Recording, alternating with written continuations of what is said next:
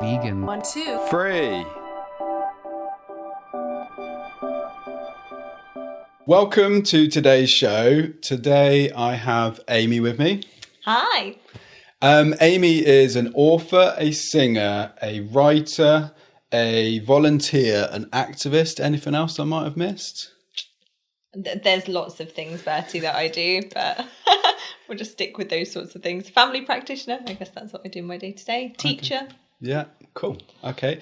And so today Amy's got some tracks for us to play, and we'll be talking about all things veganism and about Amy's life. And the first track for today is Porcelain by Moby.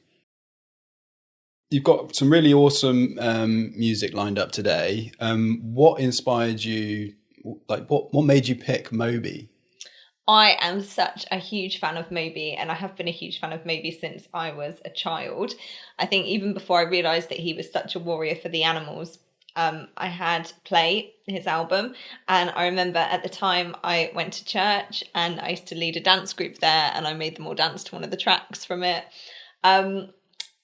And then obviously The Beach, the film, came out, and I totally loved the track Porcelain from that. But as I've got older and I've got to know about Moby, he's just such an inspiration. He's such a fighter for the animals, and his books are incredible. I would say to anyone to read them. They are just, really, really great memoirs. They're written in a beautiful way. And I think just how he relates to the animals and his take on veganism, it's not the bulk of the book, but when he puts that in there, it's just so relatable and so authentic, and so this makes sense to me, Yeah, there's a connection. Yeah. There's a connection with him. Like, the stuff that he talks about, the stuff that he does resonates with you and maybe has overlaps with your life, would you say? I guess so, yeah, because we're both into music, we're both obviously into the animals, and I do definitely connect with him. So. And what I like to do with all my guests is I want to learn about people's journeys into veganism. So could you let us know how you got into it? Yeah, of course I can. So I went vegetarian when I was 11 years old. Before that, I hadn't really thought about the connection between meat and animals. I think for most people, you're brought up as a child, and if your parents aren't vegetarian or vegan, they just give you food and you accept that that's what you eat, without really thinking about it, even though it might be called chicken or... the obvious. Or fish. So I'm 11 years old, and I heard about a new restaurant that might have been opening up in Torquay, and it was going to be selling things like kangaroo meat, alligator meat, different... Exotic animals. Yeah, per se. So I was really upset about this. I'd seen it in the paper or something, and I said, they can't do that. We ought to start a petition. And one of my friends turned around and said, yeah, but you're eating a pig. As I had this sausage roll, and I just dropped the rest of the sausage roll in the bin. I was like, seriously, I've never thought about this.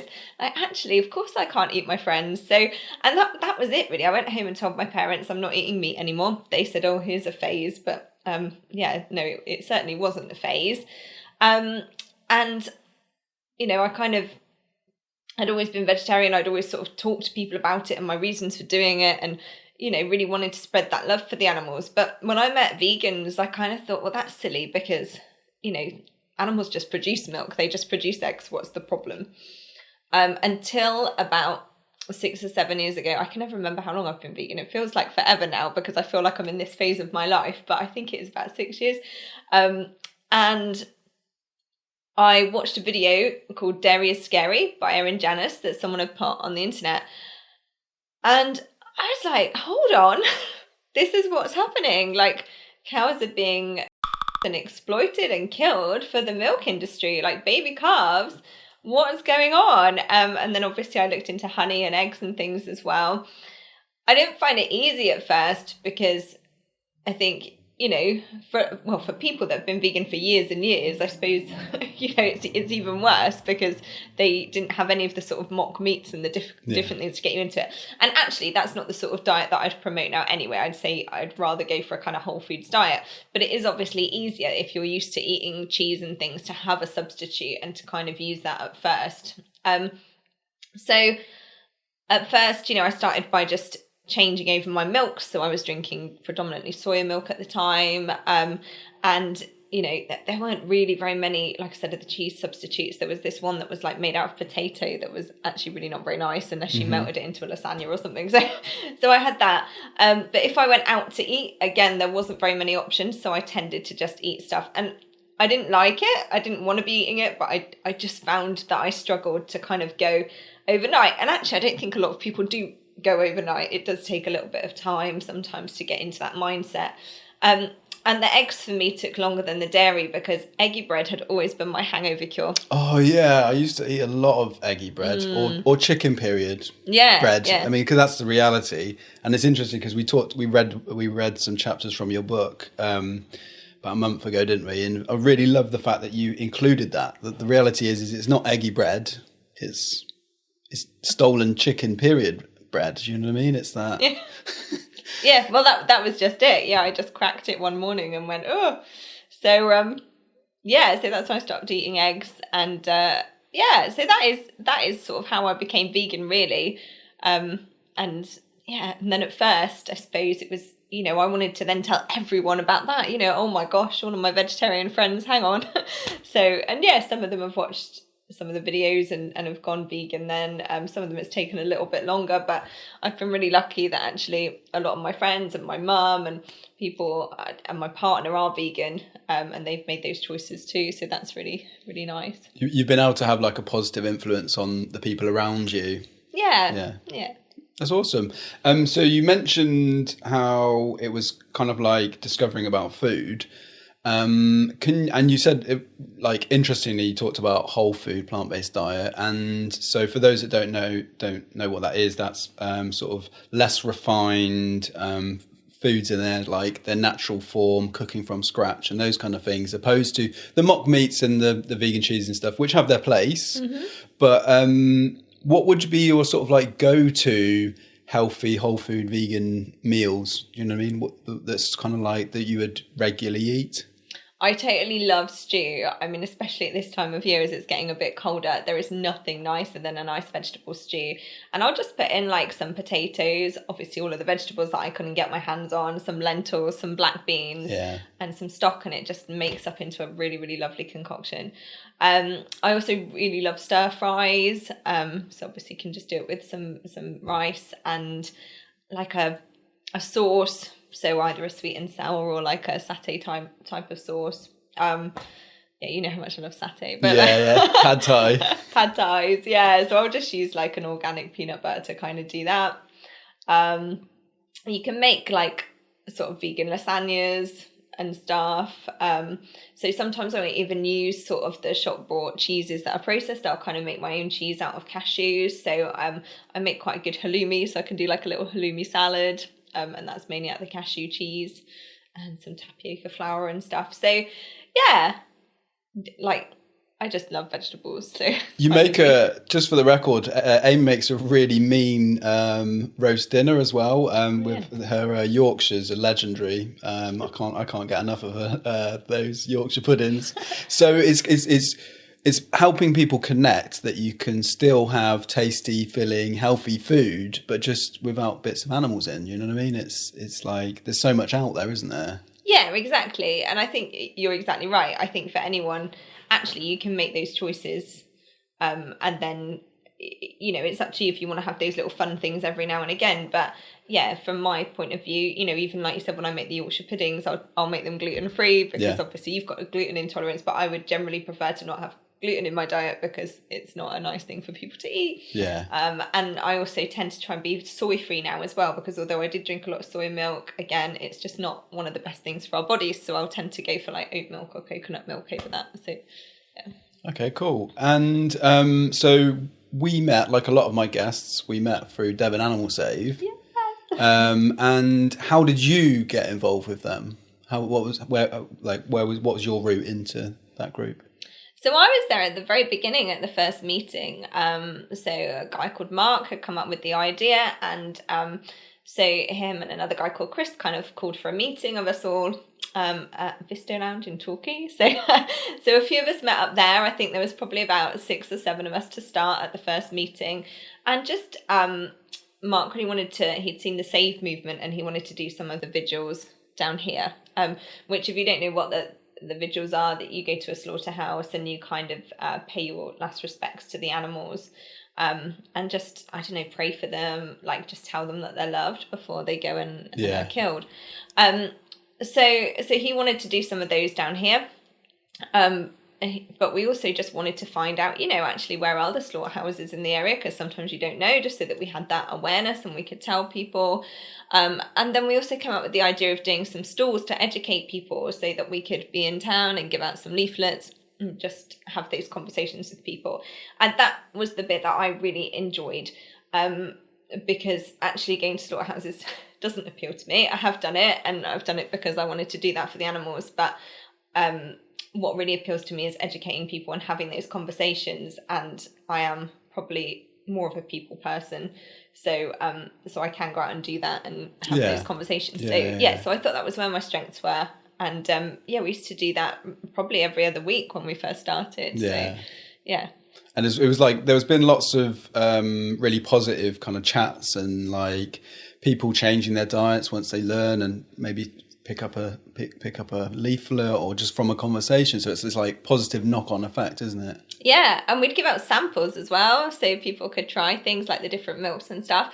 And I did have a couple of times where people would have the samples, really like them, and go straight to Holland and Barrett and buy just across the road, wasn't it? It was literally like, and I remember we took some people, literally, we said, well, this is what you buy, this is what you buy, this is what you buy. And like, do you know what I mean? Just making it so easy for people. Super easy, yeah.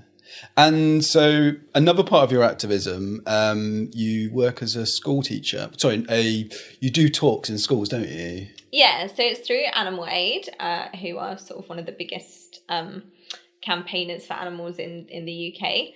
And so they train up people as school speakers.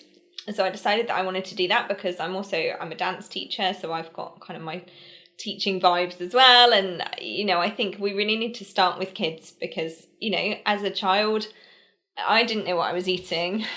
If I'd been educated, I'm sure that I would have gone vegetarian or vegan a lot earlier because I didn't want to harm animals.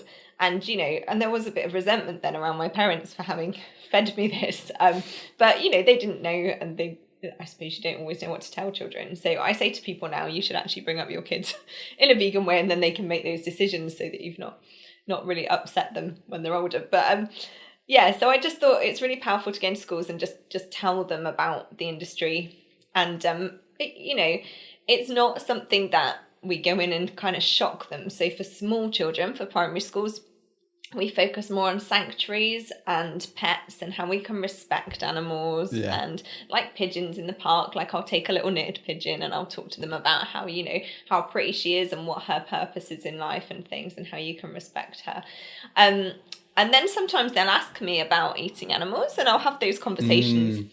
But the secondary school talks are a little bit different because we can show footage of slaughterhouses and kind of have those real sort of philosophical conversations around animals as well, which is, just so rewarding in so many ways. So, and take samples, obviously not been able to during COVID, but but it's when you have the ability to, you are there to answer questions, to plant seeds, to get them thinking about the personalities, the individuals that are on their plates, and make them sort of move their love for the pets that they welcome into their homes to all the animals in the world, not just that sort of fine little 10 or so, do you know what I mean? It's sort of widening their circle of compassion, essentially.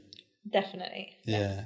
And have you had, what kind of like responses have you had from like the kids, maybe some of the teachers, kind of like from showing them the truth or speaking about it or samples or whatever? What kind of like positive things maybe have you had because of that?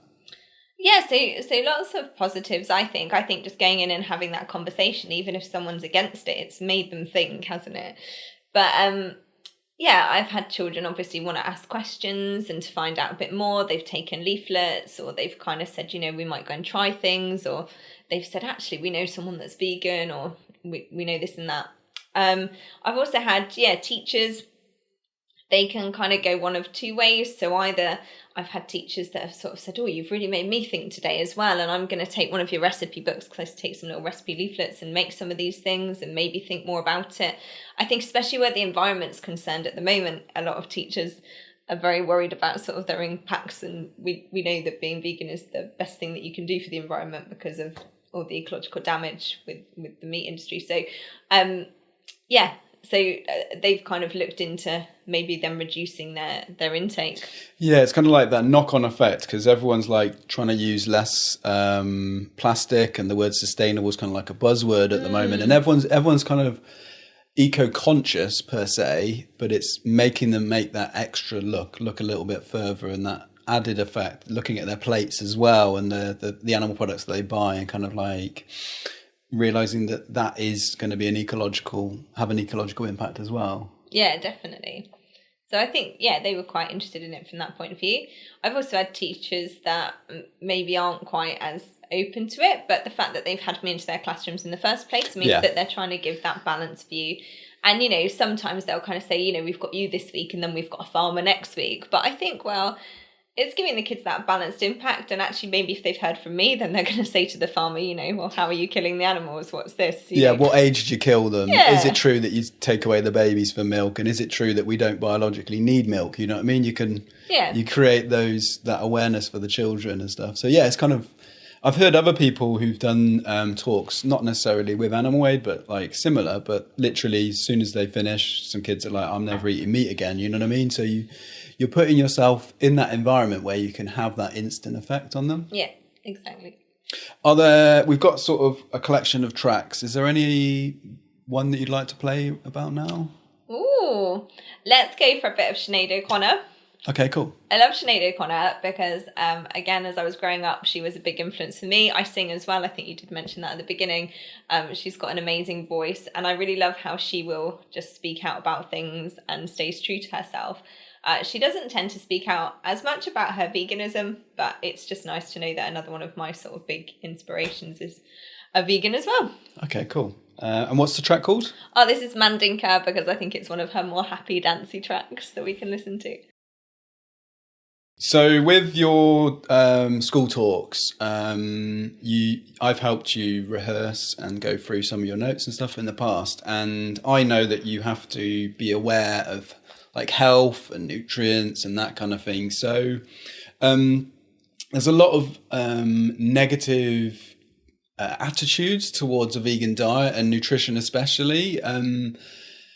What do you know that can kind of just like squash them, quell those like doubts that people may have?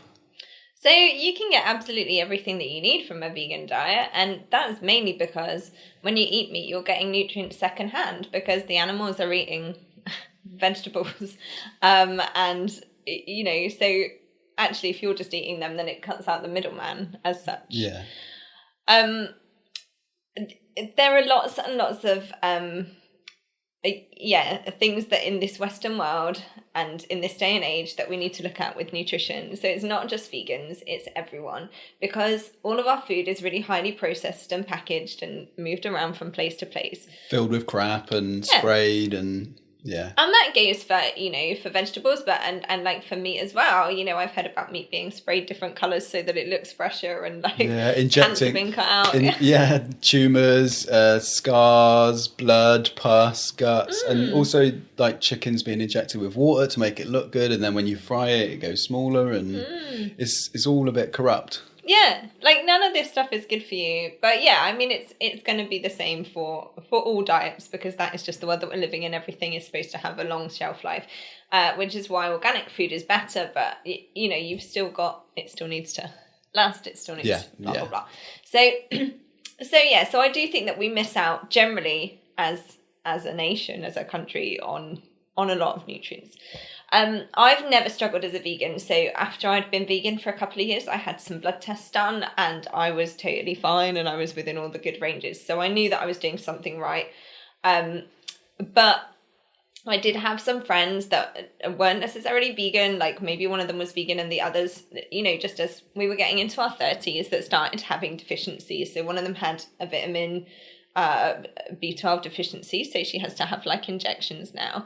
That really scared me, because I just think, well, you know, she's not vegan, but like actually that's just a general thing that people don't get enough B12 sometimes. And, you know, vitamin D deficiencies are really common because we live in England and we don't have any sun. And, you know, so these are all, it's not a vegan thing when we talk about deficiencies. But it just made me think, because I'm getting a bit older and, you know, my body obviously needs certain things. Maybe I should look into supplementing slightly. So I hadn't really thought about it too much. I kind of had some little sprays that I used to use on the tongue, like B12. Yeah, you know the ones.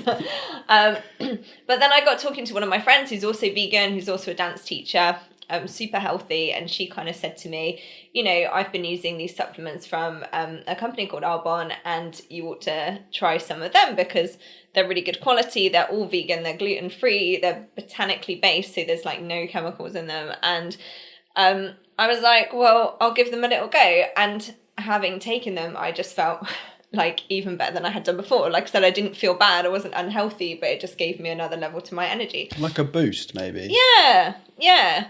And so I started using them. And so I've been using them for about a year now. And now I'm also a consultant for the company because I really believe in these products. And like the company doesn't just do supplements. They do like makeup, skincare, hair care, baby products, everything as well. And again, it's all vegan, gluten-free, botanically based products. So, and, you know, reusable packaging or recyclable packaging. So, so I think, you know, this is another side to it, isn't it? When you go vegan or vegetarian or whatever, is, you know, you want cruelty-free products that you use. Like, because that's something I don't actually talk about on this show a lot. But it is. There's animal testing in certain products, isn't it? So it's kind of like going to the brand that you work with means that that's not a thing. Yeah, because even if the company doesn't test on animals, it might be that some of the ingredients are, or there's just so many things to consider. So yeah, going to companies that are certifiably vegan products and cruelty-free, you know, I mean, Arbonne is a great company, but there are other companies out there, obviously. It's just that I have an affinity with them and I think that the products are amazing. But yeah, for all of those things, and obviously clothes as well. So it's thinking about, you know, what they're made with. Obviously wools and leathers and things are quite obvious, but then also, you know, things that I think about now are like air miles and all those things for the environment and different stuff as well. So. It's kind of like the older we get, the more we can spend time on thinking about where the products come from. You know what I mean? It's kind of, not everyone, some people have busy lives and stuff, but we can create a time. We can go, okay, so I'm going to either reuse this product or I'm going to try and get it the most ethical, local as possible. Yeah, exactly. So. And also, so I mentioned at the beginning that you're an author. I kind of let slip that we'd already read your book, but I have a copy of your book here. Hey. And you're an author, aren't you? That's pretty awesome.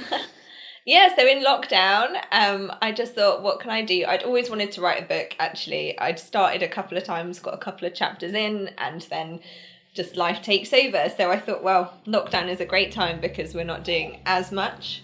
I was still working to an extent, but I wasn't teaching. I wasn't doing any of my talks. I wasn't singing. So I did have some spare time to kind of dedicate.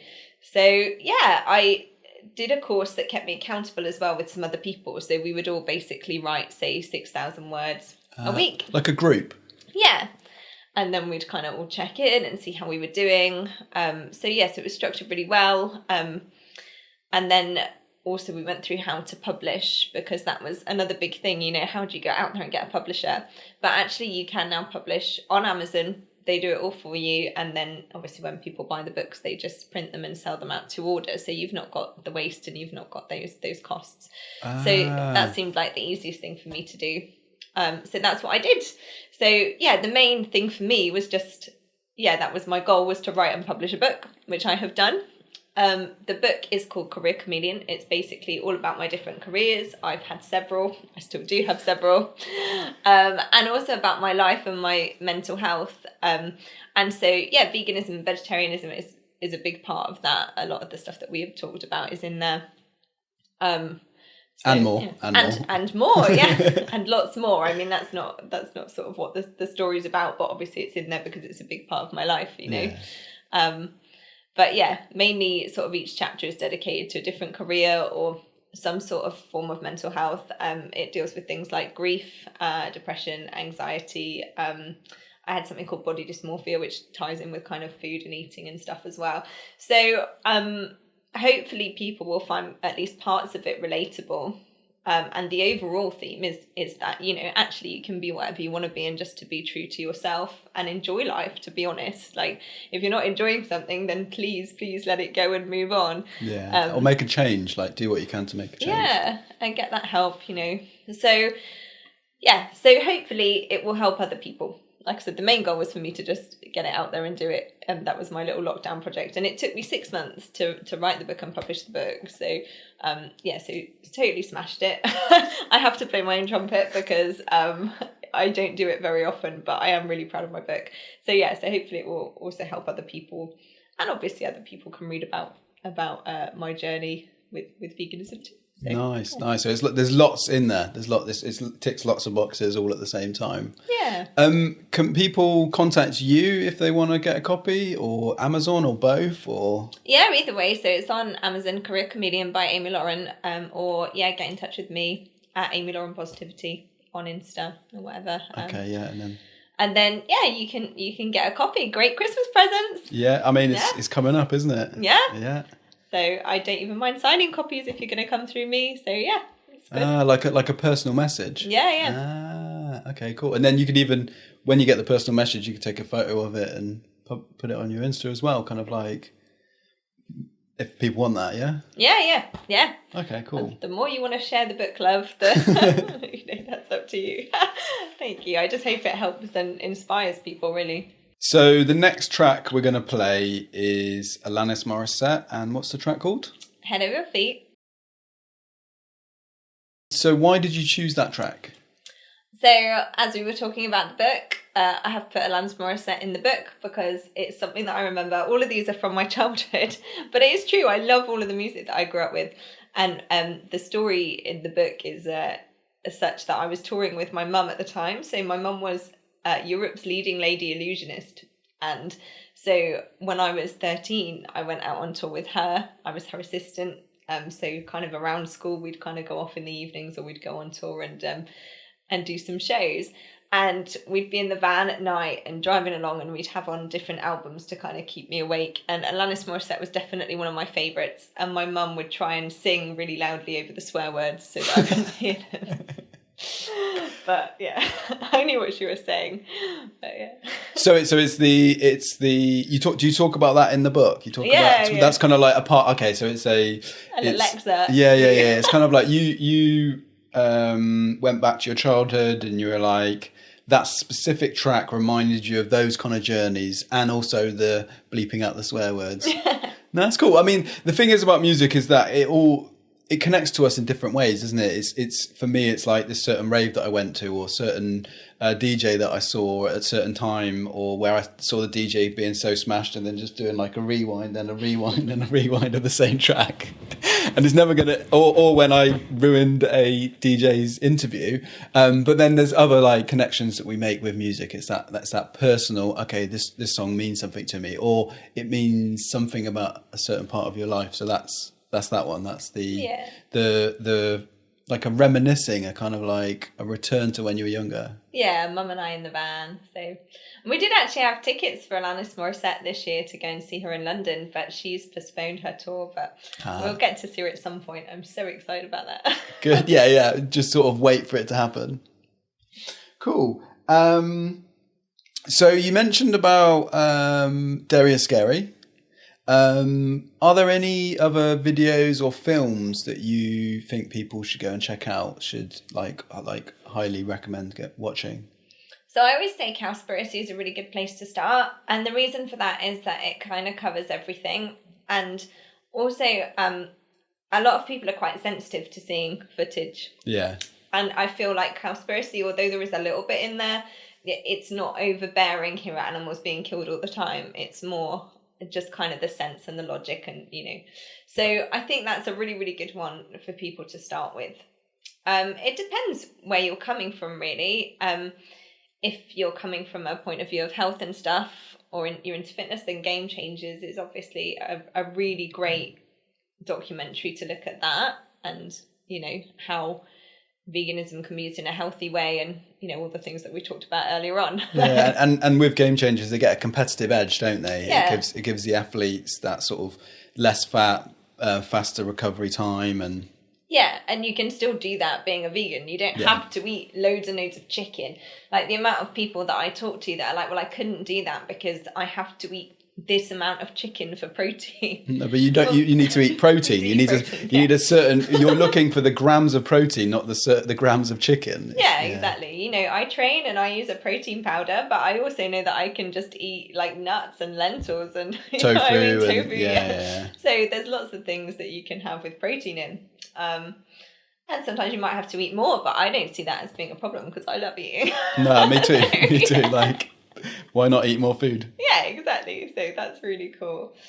Yeah, and then if you want to get into it a bit further with down the gory route and to sort of have those shocking effects, then you want to see things like Dominion, I guess. So I would avoid them myself because I feel that I'm too sensitive for them, but I know that for some people that shock factor is needed, to see the truth, and that is helpful for them. So yeah. So you've covered the environment with Cowspiracy, but also its logic with Cowspiracy.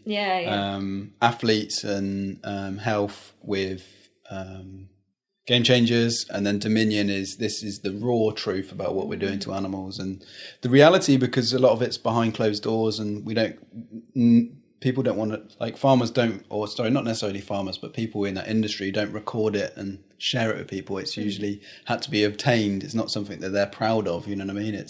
But it's still happening. Yeah. Sure. So is there another track that you'd like to play? Let's put on some Erasure. Erasure are my absolute guilty pleasure because I love 80s music, and so I always sing one of their tracks in my show when I'm out doing cabaret, and A Little Respect is the one that I sing, and it's such a good feel-good track. I mean, it was also covered by Wheatus, and my partner always goes, it's Wheatus, not Erasure, but I can assure you that Erasure were around long before Wheatus. So there we go, just getting that argument out on camera. So we're coming to the end of the show with Amy Lauren. Where can people follow you, websites, and like links to your book where they can purchase that? Yeah, so I'd love you to follow me on Instagram. It's at Amy Lauren Positivity. Yeah, I'll put, for those that are watching, I'll put a link down below, but for those that are listening, what's the at again? At Amy, spelled AMI, Lauren, Lauren, Positivity. Cool. And on Facebook, I'm just Amy, AMI, Lauren. And there's a picture of me. It looks like I'm shouting or something, but I'm kind of wild. Isn't it that one? Yeah, it's my author photo. Yeah. I've just got kind of wild hair and I'm like smiling, but I'm like, I've got my mouth open, probably ready to eat like a nice meatless meatball sub or something. Yeah. Okay. You can buy the book on Amazon. It's called Career Chameleon. Or again, you can get in touch with me via Instagram or Facebook. Yeah.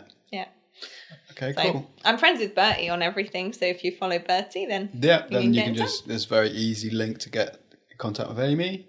And your final track of the day is Foo Fighters, Learn to Fly. And so why did you choose that track? So again, just we were saying about how music has meanings and it just takes us back. And this takes me back to my teenage years when I was going to clubs, and I used to go to a rock club in Torquay called Hideaway. I always had a massive mosh pit downstairs, which used to scare me a little bit because I didn't want to get bashed about as much as I liked the music. And I'd go upstairs and it was a bit more of a chilled vibe, and they played this one quite a lot. So lots of jumping about. I just think it's quite a happy song to just jump around to. And yeah, it's a time that reminds me of a lot of drinking, which is quite funny because I'm sober now. I've been sober for like 2.5 years, but like Moby, yeah. I knew all the best people. Yeah. True. So yeah, there's another connection. But but it does remind me of those times. And that's actually something that we didn't talk about, isn't it? How like you have to look at alcohol, and that's how that's processed as well if you're vegan and you do choose to drink or whatever, you know, because alcohol can be filtered through fish bladders, and sometimes it has like milk and things added to it. Sometimes, yeah. It's called for those listening, it's called isinglace. It's the fish bladder that's filtered through, which you don't need to do that because there's loads of alcohol on barnivore.com. Or just if you're like what I do is if I like a certain product, I contact the company and say, what are your, you know, if you like a certain brand of ale or whatever, just, you know, to be honest, you'll be able to find out very easily from Barnivore or the internet very quickly. A quick Google, actually, I tend to find for most brands, if I kind of Google, is this vegan? And it will throw up something that someone's done a review on or someone has, So we've kind of segued, which is great because that's what happens on this show. But let's bring it back to so it was those memories of that club upstairs. Yeah. Just like happy times of your life and fun nights out and stuff. Yeah, dancing around. So I hope that everyone will dance around and have a bit of a mosh to this one. Okay. Thank you for your time, Amy. It's been really great having you on the show. Thank you for your time. Thank you for asking me. All right. Take care, everyone. See you in a bit. Yeah, bye.